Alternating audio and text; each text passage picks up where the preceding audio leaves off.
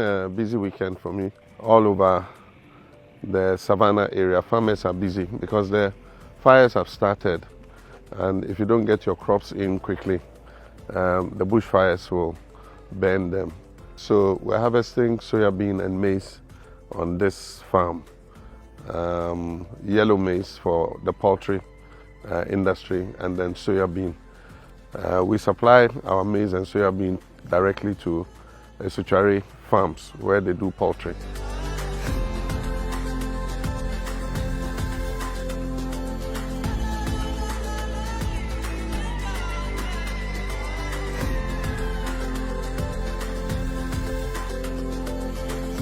Earlier we were on the livestock farm.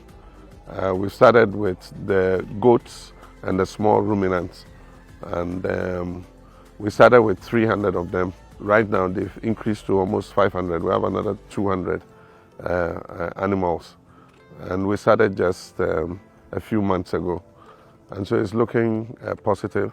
We're going to add the other sheep and then also eventually cattle. And so we're doing livestock, and then we're doing crops. One of the major problems we had this year, especially with the crops, is the drought that occurred. After we planted, the rain came to a stop. It stopped raining, and so after germination, we had a problem with the maize and the soybean being able to take root. Luckily, we have some irrigation equipment here on the farm. We have 3 sets of irrigation equipment. So we rolled them out, and that is what has saved part of the crop. But we lost about 40% of the crop. We were able to save only about 60%. Would have harvested more this year, but unfortunately the drought happened. So what we're looking to do is to go totally under irrigation. We have a small river over there, and we've drilled 5 boreholes, which are very productive. And so next year we're going to use a pivot system so that we can have enough water for irrigation. And it will allow us to do 2 crops instead of 1 crop a year. We have equipment, different kinds of equipment. They're working well, but after sales service is a problem. A lot of the dealers sell you the equipment, but once you buy the equipment, sometimes you can't get the parts, spare parts. And so what we need to do is to standardize the equipment and make sure that anybody who's selling agricultural machinery in Ghana is able to offer the farmers after sales service. Because right now is the harvest time. One of our combined harvesters is down, and they don't have the parts. They have to order them from outside.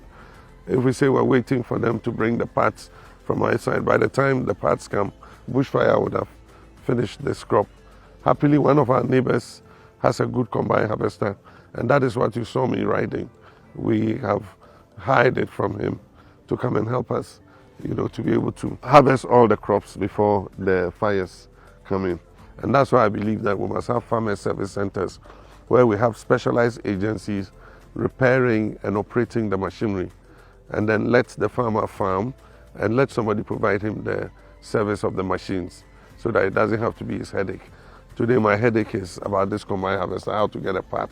It should have been somebody's headache. And mine should just be to procure my seeds, get my fertilizers, and be able to grow my crops. And so it's a good experience, but farming is my life. I love it. And I'm sure if I didn't go into politics, I'll be a full-time farmer. In any case, when I retire, after this stint, of course I'm going to go into full-time farming. If you want to see me, you'll have to come here onto the farm.